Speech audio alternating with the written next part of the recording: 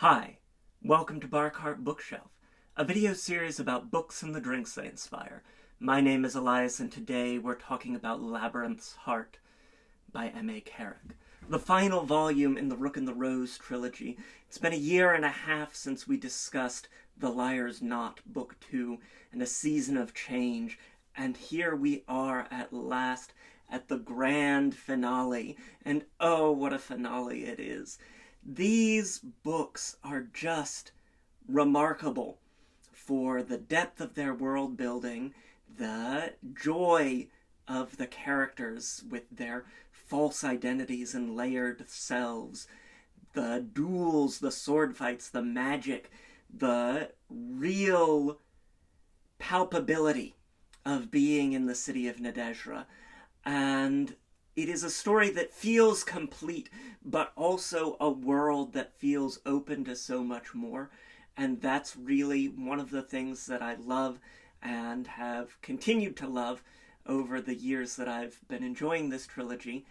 That real sense of depth, of complexity that all feeds in and serves the story that we get. This really elaborate finale, the dangers of powerful ancient magic, the niceties and intricacies of society, the ways in which the metaphysical world and the world of civilization, of community, come together and interact.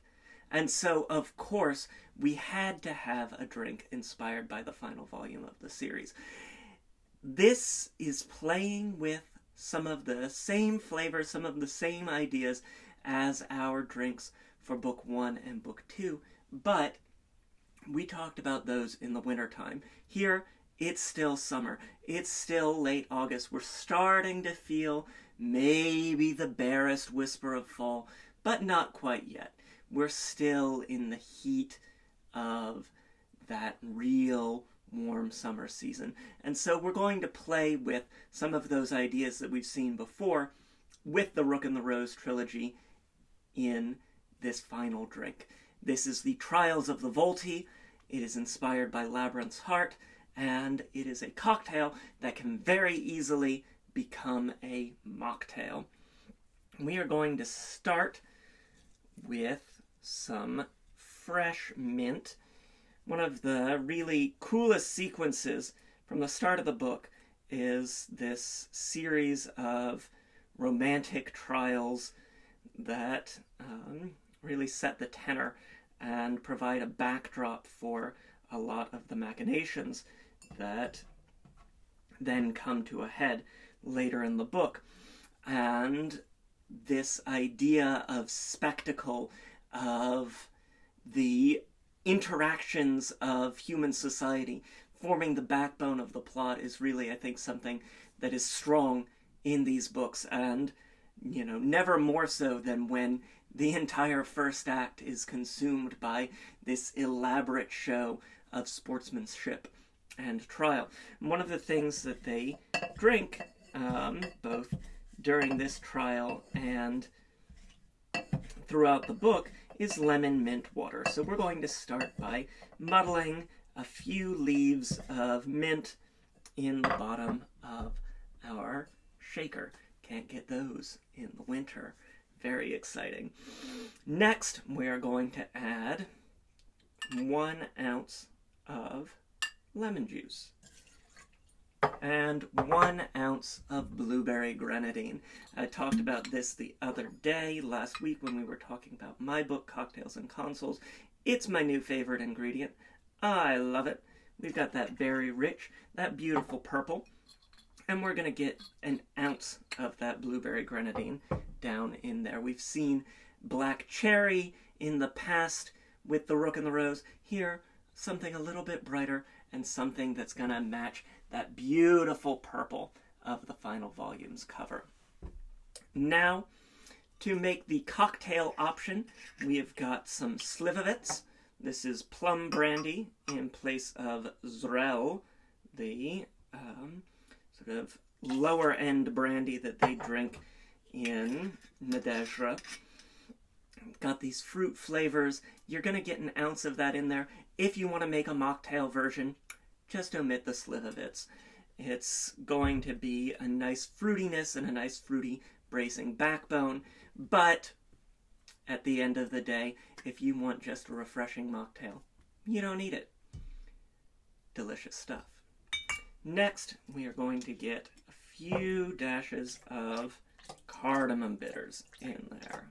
Beautiful. We want a nice good amount of cardamom to bring that spice, that light spice. It's in that same family as our other aromatic bitters like Angostura, but lighter, brighter, a little nicer for warmer weather, as well as nice for the cooler days. Now then, we've got all of our primary ingredients here in our shaker tin. So we'll get our ice going and shake it up, wake it up.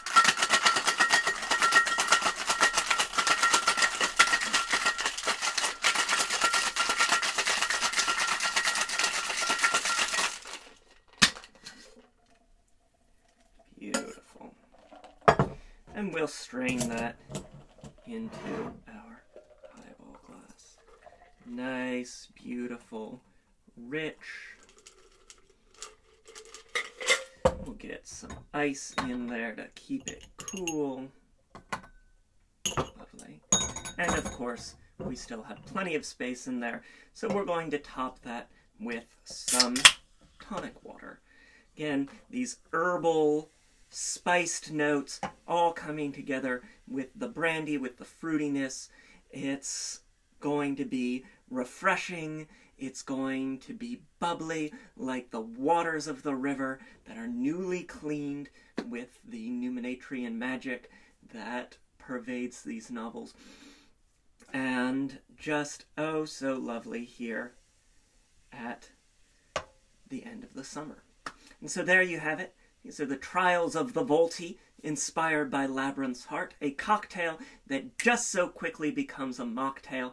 The final volume of the Rook and Rose trilogy is available now. I've got a link to snag the book down in the description below.